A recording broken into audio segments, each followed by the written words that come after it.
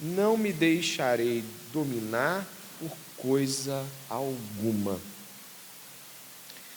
Antes de passar da página da imagem inicial, muitas pessoas têm tido dificuldades com alguns aspectos da modernidade. Mais precisamente, hoje, eu não quero lidar com todos, mas com um que tem trazido problemas seríssimos e que precisa ser encarado de modo mais sério do que foi até então. Nós estamos falando do uso das mídias, do entretenimento, das distrações geradas ou como oportunidades pelo modo como nós lidamos hoje com a tecnologia, pelas redes de streaming ou mesmo pelo nosso celular em nossas redes sociais. O quantitativo de irmãos e irmãs da nossa igreja local, não estou olhando para fora, da nossa igreja local, relatando problemas ou completa ou parcial dependência desses meios, do ponto de vista pecaminoso, foi assustador. Não que a confissão em si seja assustadora, porque nós somos pecadores. Então a gente confessa pecado, não é uma coisa que a gente gosta, mas eu faço isso, eu confesso e você também. Então não é a confissão. Mas quando você tem uma quantidade muito expressiva de pessoas falando disso, você fica preocupado. E eu gostaria que você se preocupasse também. Eu começo falando deste desafio. Embora muitas vezes possamos perceber que temos tido um uso, no mínimo, inadequado das mídias, é possível, no entanto, que estejamos sendo, na maioria das vezes, mentirosos ao tentar justificar, ignorar ou esconder. E às vezes isso acontece por detrás de um discurso, não é? Eu vou me acusar e você faça com Deus o que você achar que deve. Mas eu vou me acusar porque eu já usei esses discursos aqui. Alguns deles já estiveram nos meus lábios. No seu também? Nos meus já. Eu trabalho com isso. Eu me atualizo com isso. Eu sei lidar, pastor. Não me vejo controlado por isso, não. Não preciso. Na hora que eu quero parar de mexer, não quero mexer, eu não mexo. Já usei algumas dessas questões. Eu não estou te acusando. Eu estou colocando frases de pessoas que depois, na mesma semana, se voltaram: pastor, não estou conseguindo. Eu achei que eu conseguia, mas não consegui. Como é que a gente pode ver essas evidências? Eu não quero que você pegue assim: caramba, isso aí acontece comigo, então eu tenho... Não, peraí, existe... Vou usar a terminologia. Vamos fazer um olhar mais clínico. Vamos pegar a coisa num todo, não vamos olhar um ponto só. Vamos tentar ver o enredo todo. Existem alguns indícios de que isso pode estar mesmo fora de controle. Andar com o celular em casa, na mão, sem nenhum motivo de urgência ou necessidade de espera. Muitas dessas coisas eu peguei de pessoas que tratam de dependentes, tudo bem? Pessoas que já têm isso, você sabe, né? Já tem clínica de reabilitação de tecnologias e mídias digitais. Pessoas dependentes químicas disso, do ponto de vista da química da mente, né? Da dopamina e tudo mais. Andar com o celular em casa, na mão, sem nenhum motivo de urgência ou necessidade. Um lado para o outro. Não conseguir se sentar à mesa para comer, sozinho ou não, sem mexer no celular para dar uma olhadinha. Conversar com as pessoas e no meio da conversa mexer no celular, ali, só para olhar mesmo, sem nenhuma necessidade real. O tempo todo eu estou apresentando legitimidades. Fulano está internado, estou esperando uma mensagem do trabalho, um e-mail, não é isso. Por favor, vá para o lugar certo com a sua mente. Conversar com as pessoas ali, pegar imediatamente o celular ao aparecer uma mensagem ou vibração dele para ver o que é. Não conseguir mais se concentrar em oração por um tempo extenso, ler a Bíblia, claro, não é ler um versículo, mas ler a Bíblia de modo a se integrar a ela, né? Você sabe quando você está lendo a Bíblia, ela fala. Você sabe também quando você leu e foi papel. Você leu, podia ser lido qualquer coisa, igual. Sentir-se conectado a ela e leituras mais extensas de modo em geral. Então, a perda de capacidade de atenção, enfim. Ficar ansioso demais quando não recebe a resposta das mensagens, postagens que espera. Ver diariamente em sequência, loop, pequenos vídeos, memes, stories, atualizações, sem absolutamente nenhuma necessidade, e fazer isso também várias vezes ao dia, ou não conseguir não fazer. Acordar e ver as mensagens imediatamente. Acordou?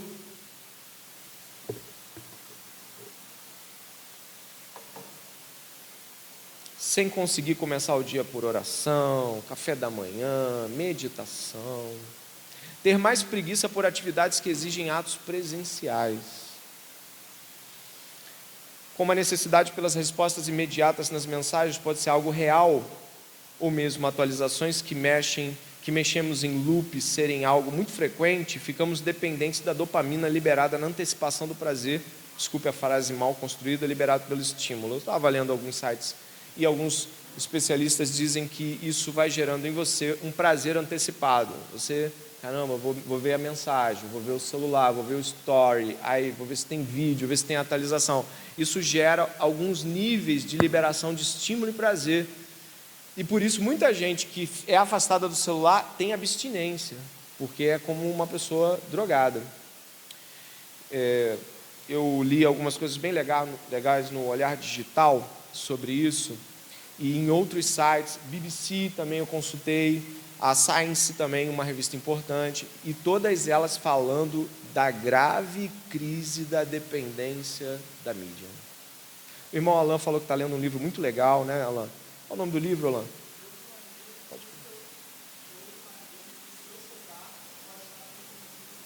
12 maneiras com qual o seu celular pode estar transformando você. A primeira é, você falou, né? Você falou que leu o primeiro capítulo, é? Viciados em distração. Não pode ser menos verdade. Em se distrair. E não estar comprometido de fato com o que está acontecendo. É só para distrair. Viciados em distração. Estes são apenas alguns indícios que estamos tratando de uma dependência de uso de celular e mídias em geral.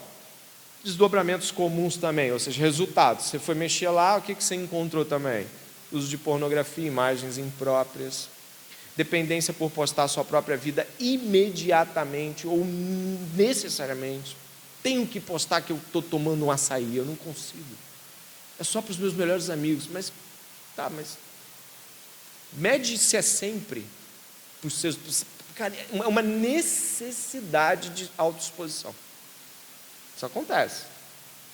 Consumo do estilo de vida alheio que muitas vezes eram ídolos no coração, pela nossa própria cobiça, pela vida extravagante, lasciva ou perfeita dos outros. Já viu isso acontecer?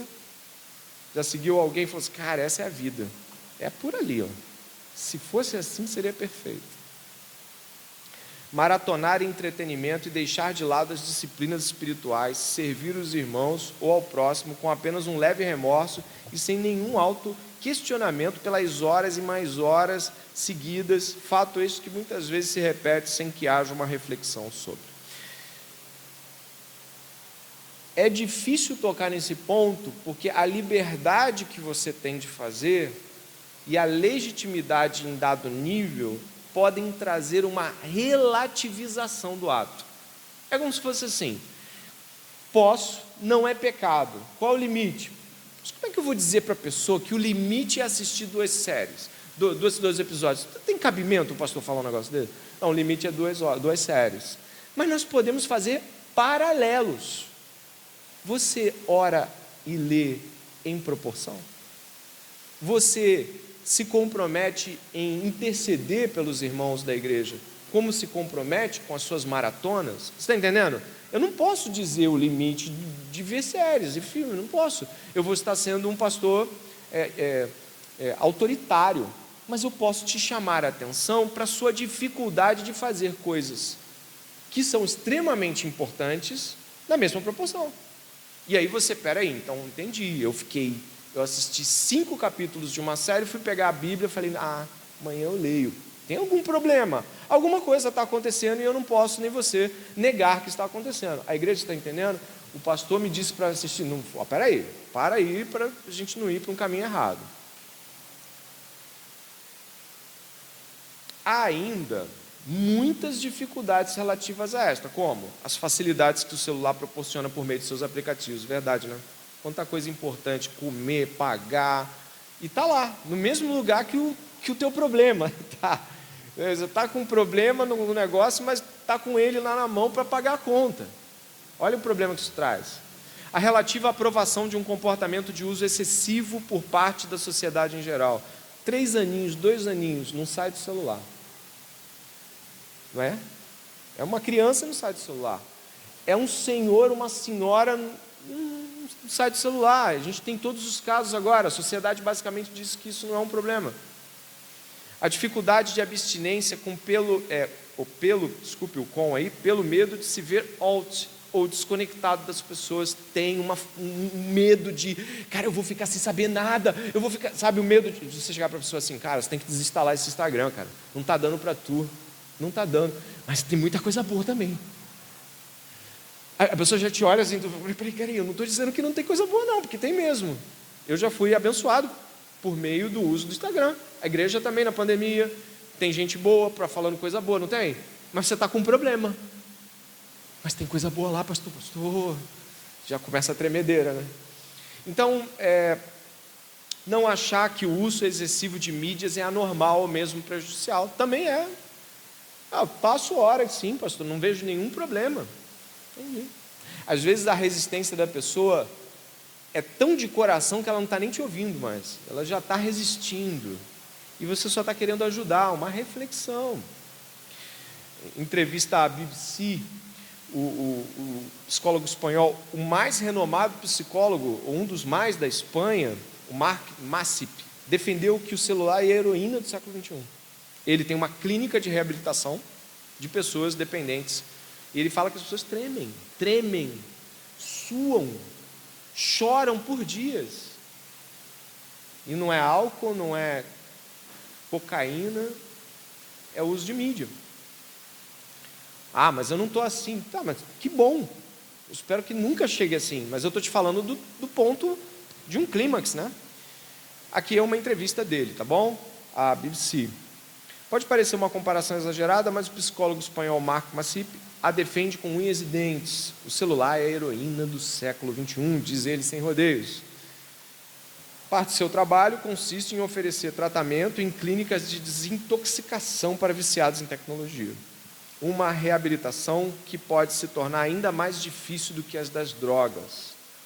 Aí, abre aspas, porque todo mundo já sabe que estas fazem mal, enquanto as novas tecnologias todos nós usamos sem saber o tamanho do dano que podem causar. Ninguém discute a heroína como algo que faz bem. Crack. Mas quando você diz assim, olha, eu acho que o seu uso de celular está te levando para um caminho extremamente complicado. É mais difícil aceitar, porque eu tenho, você tem, o pastor tem celular, todo mundo tem. E aí é mais difícil você ajudar as pessoas. Eu paro aqui antes de entrar com o versículo. Alguém quer que eu volte para aqueles indícios? Eu posso voltar, porque a gente está em família aqui. Mas pensa comigo que muita coisa que você está fazendo é distração, fazendo uso aqui da reflexão que o meu irmão me trouxe ao falar do capítulo. Distração. Sabe o que é uma distração? É uma coisa que não tem nenhum valor objetivo, ela basicamente está ali entre uma coisa e outra. Não estou demonizando entretenimento, não estou demonizando nenhum aplicativo, não estou fazendo disso um cavalo de batalha para dizer que a sua vida está completamente errada e que você precisa mudar, mas eu estou te alertando de que talvez ou razoavelmente é possível que você esteja fazendo mau uso do celular, abrindo espaços para N coisas que você não deveria ver. Só bota lá na pesquisa do Instagram. Ronaldo está balançando a cabeça. Bota lá. O que vai acontecer? Você sabe. Pesquisa, vem tudo, meu irmão. Tudo que você pesquisou, que você não veio. Todo mundo sem roupa, com pouca roupa, com média roupa. Sabe o que acontece? A gente tolera e depois isso nos invade. Para tirar é muito difícil. Portanto, como eu posso, como um cristão, iniciar essa reflexão? Não tenho nenhum objetivo de esgotar a reflexão. Em 5 minutos mais, eu só quero tatear, porque você vai até o seu discipulador, o seu pastor, e você continua essa conversa. Mas vamos lá. A palavra de Deus diz, o apóstolo Paulo falando sobre imoralidade sexual, dizendo sobre o nosso corpo, de que devemos usar o corpo sabiamente. E ele vai falar da seguinte forma: os coríntios dizem, todas as coisas me são lícitas, Paulo diz, mas nem todas convêm. Os coríntios levantaram para ele, todas as coisas me são lícitas, e Paulo responde, mas não me deixarei dominar nenhuma delas. Isso é muito sério. Quando estamos dominados pelo pecado em algum nível, ficamos cegos às suas consequências. Sabia que o pecado tem essa capacidade de te cegar quanto ao futuro? Ele basicamente te oferece um modo de pensar que na sua mente dá para rolar os dois. Eu posso ter um convívio legal de horas com meu Instagram, com tudo isso, sem necessidade absoluta, e eu vou ser um homem de oração, uma mulher de oração. E essa é uma proposta que é feita aos nossos corações por nós mesmos. A gente tenta equilibrar as coisas para ver se dá para viver os dois prazeres, quando na verdade deveríamos usar isso. Na verdade nós deveríamos fazer bom uso para que todas as coisas que Deus nos deu pudessem ser abençoadas pela tecnologia que Ele proporcionou, mas não fazemos isso. Em vez da gente assistir uma série, 2 capítulos, a gente maratona. Chega no final, está cansado. Vai dizer que tu termina uma maratona, tu tá afinzão de ler a Bíblia? Levanta a mão e me dá esse testemunho. Nunca ouvi, meu irmão. O pastor está baseando as coisas em experiências. Eu estou usando a palavra de Deus para dizer que a gente não deve ser dominado por nada, mas não podemos negar as nossas experiências quando elas de fato convergem para uma pecaminosidade. Por isso, alguns de nós, com base no discurso legítimo, estão cegos, frios, insensíveis à palavra de Deus, falam, não sei por que não estou conseguindo orar. Já estou te dando algumas dicas, pode ser por isso. Não sei por que não consigo mais ler um livro. Antes eu lia, mas agora, para virar uma página, não sei por que eu não estou muito interessado com o que acontece na vida dos meus irmãos. Claro, você está interessado em outras pessoas, em outras vidas, na sua. O apóstolo Paulo fala que não devemos nos deixar dominar por nenhuma das coisas. Depois ele vai dizer, óbvio, que os alimentos são para o estômago, os estômagos são para os alimentos, mas Deus vai destruir os dois. Basicamente ele termina assim, essa história do jeito que vai acabar. Você não pode ficar estruturado em um tipo de prazer mundano que vai acabar, porque vai acabar com você e também vai acabar. Ele não continua. Foi o Frame que eu estava lendo, o John Frame, e ele falou um negócio sensacional. Sabe quando tu vê o troço na sistemática e agora, para achar, sabe isso, né? Para achar de novo, experimenta ler tudo que tu leu. Então eu estou para achar de novo, mas o Frame vai falar isso, ele vai falar um negócio muito legal, no seu livro 2 da sistemática dele, vai falar assim, a vida do homem é guiada pelos seus prazeres. E onde está o seu prazer, parafraseando, está o seu coração. Quer queira, quer não, o ser humano vai sendo levado por aquilo que lhe traz mais satisfação. E logo, quando a gente se vê sendo levado por algo que nos traz satisfação, mas não é Cristo, mas não é oração, não é Bíblia, não é comunhão, não é Jesus, não é seu reino, não é exercitar um esporte e se sentir feliz diante de Deus por isso, e não se sentir dominado por eu tenho, que eu preciso, que eu necessito. Como é que eu fico sem isso hoje? Como é que eu vou fazer com isso, sem isso para a vida? Então, o apóstolo Paulo muito sabiamente não nos aponta para a ilicitude das coisas, mas nos aponta de que ser dominado por elas é ilícito. Alguns de nós terão que tomar atitudes muito severas em relação àquilo que hoje nos traz prazer e não é Cristo. É parar por um tempo, ou talvez parar por muito tempo, ou dependendo do que seja parar. Ficar bancando de forte é muito ruim, porque a gente sempre tenta atos conciliatórios com aquilo que Deus mandou arrancar. Lembra do braço e do olho? O que é para fazer quando ele está pecando? Não, dá uma injeção. Não, Jesus falou em Mateus capítulo 5 é o quê? 5,19 é o quê? Se teu olho te faz pecar, arranca e lança fora. Quem é que quer ter menos um olho? Quem é que quer ficar sem usar o Instagram? Tem coisas boas. Eu estou fazendo um comparativo que é muito pequeno. O que é um Instagram na nossa vida? O que é o Facebook? O pessoal não está usando muito, mas o que é o Facebook? O que é o WhatsApp? Por mais que seja útil, por que você não pega e separa? Olha, eu vou atender, vou olhar mensagens de 11 a meio-dia e de 18 a 19. Já fala para a igreja, irmãos, nesse horário você me encontra respondendo. Fora isso, não. E mais, irmão, pode ligar para o meu WhatsApp, porque eu vou te atender, mas eu não vou mexer. Essas atitudes mais fortes, que dependem de fato de uma compreensão de pecaminosidade, de domínio do pecado, muitos de nós são reticentes a tomar. Continuamos fracos em oração, continuamos fracos em devoção, continuamos pessoas menos piedosas do que gostaríamos de ser. O livro de Provérbios, que estamos prestes a examinar com mais apuro no retiro, diz que o preguiçoso sonha. O preguiçoso fica, poxa, eu queria tanto aquilo, mas nunca consegue.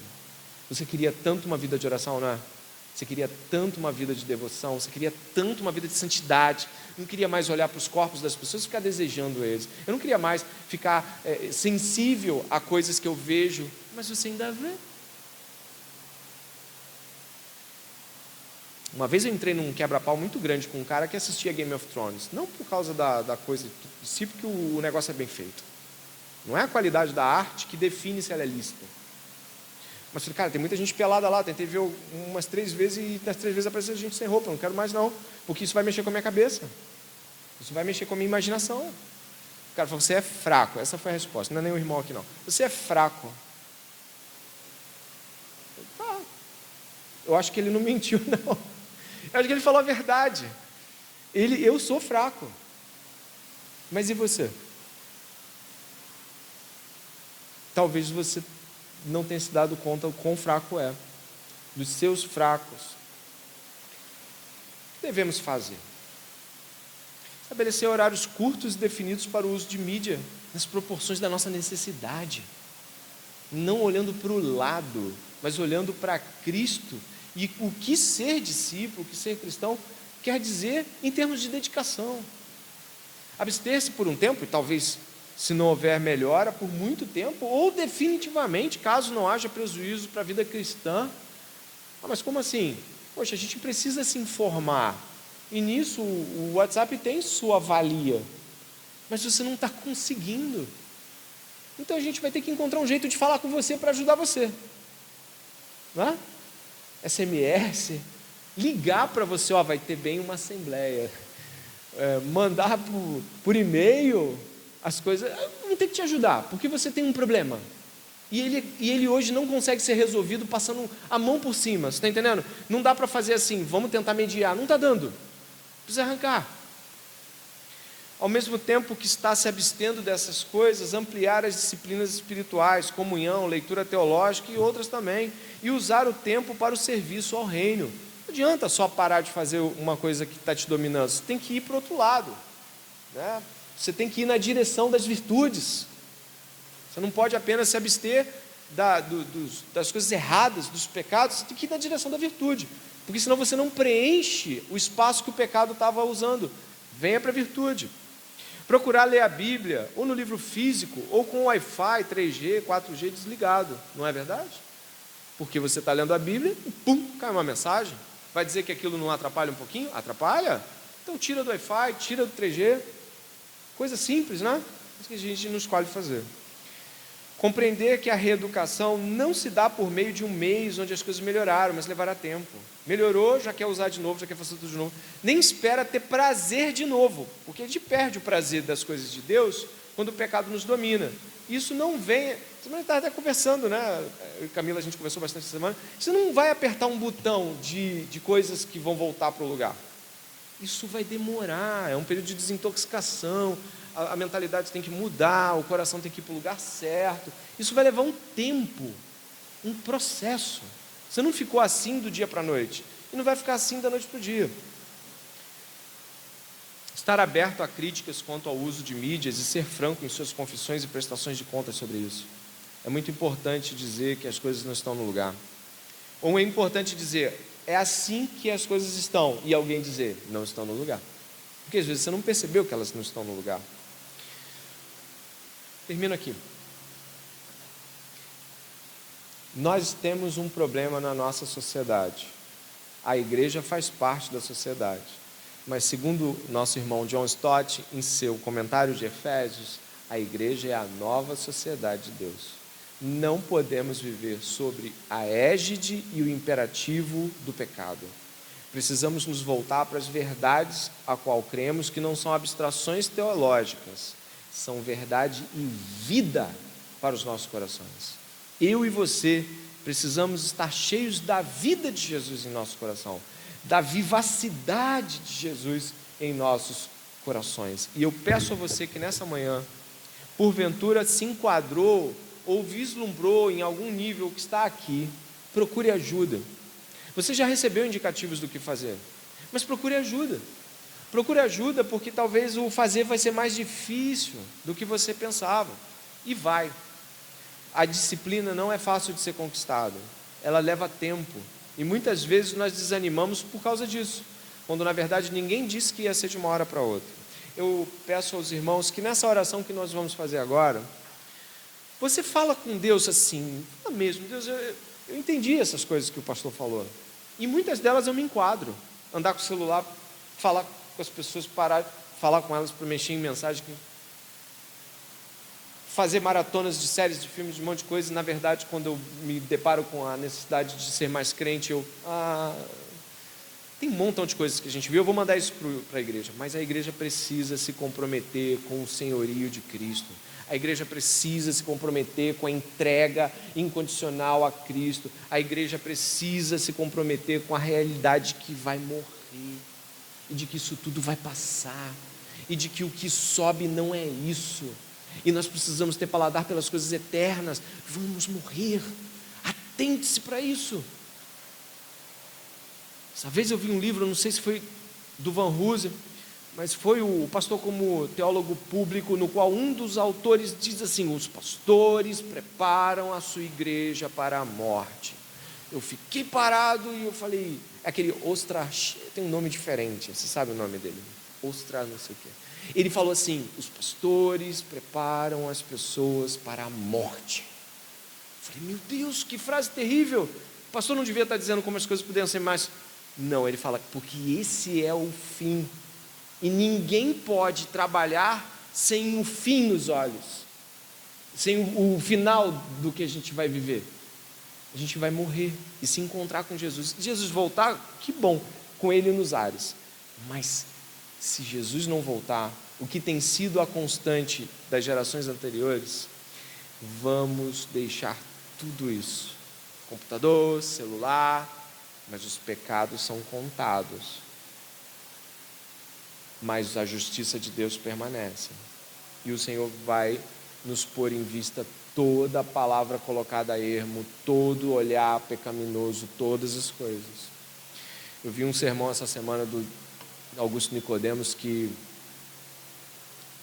fiquei perturbado, onde ele fala sobre a gente ter cuidado para não estar zombando da benevolência de Deus. Deus está dando uma chance, Deus está dando uma chance, Deus está dando uma chance. E a gente sabe, em vez de mudar, a gente vive da chance. Sabe? Em vez de você, acabou, rompi com isso, rompi com esse pecado, a gente vive as chances. Até que um dia, ore comigo nesse momento.